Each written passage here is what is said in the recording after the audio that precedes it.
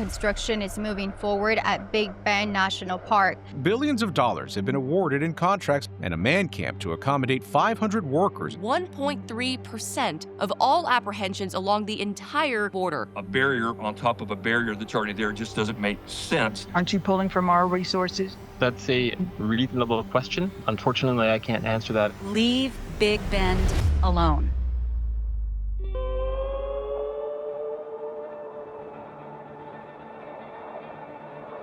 I was wanting to run away from where I was, and I didn't really know where I wanted to land.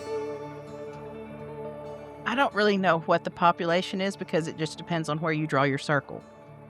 There was a very popular pet goat named Clay Henry. They named him the honorary mayor. That's not an unusual story for us out here in Terlingua.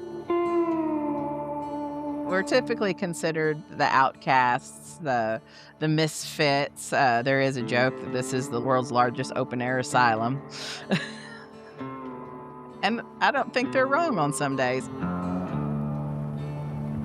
Being a cattle rancher's daughter, I grew up fixing fences. And there is an adage, good fences make good neighbors. But the Rio Grande is a pretty good fence. Less than 1% of all trafficking is found through here. Like, you're going to put a wall here? How are you going to improve on this? When you try to fence water in, you're always going to lose.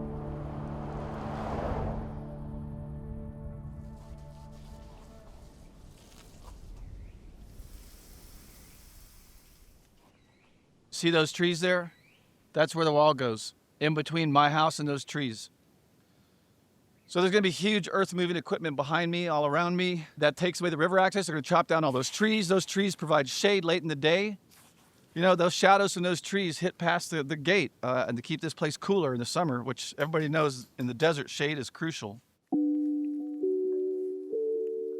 30 foot is what's from the ground up. They have to dig like a 10-foot deep trench or something to drop the 30-foot bollards into. So now it's about 25 feet from the back door to the river.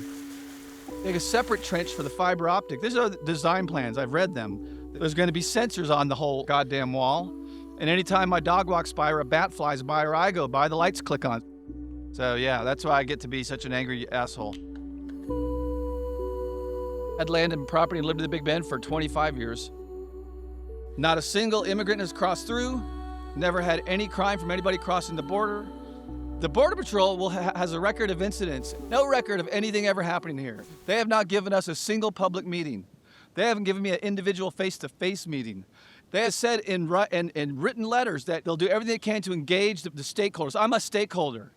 Everything I have is at stake here. I'm holding the stake. I've put up banners demanding a meeting. I've sent to their email site, you know, for the suggestions and comments, demanding a meeting. Crickets, man, fucking crickets. Local officials have said the wall is inevitable. Is that serving their public interest properly? Just already giving up before it hasn't even started? The wall is inevitable? Nothing is inevitable in this world except for death and taxes, as they say. And I think a lot of people can get away without paying taxes. Not me. I pay a shitload of taxes. Just letters from the Army Corps saying, please sign and give us the right of entry. And I've told them over and over. I've sent them emails, CCing local officials, attorneys, news outlets saying, my stance is I don't want anybody on my property because I don't want to sell it. Here we are in America, right?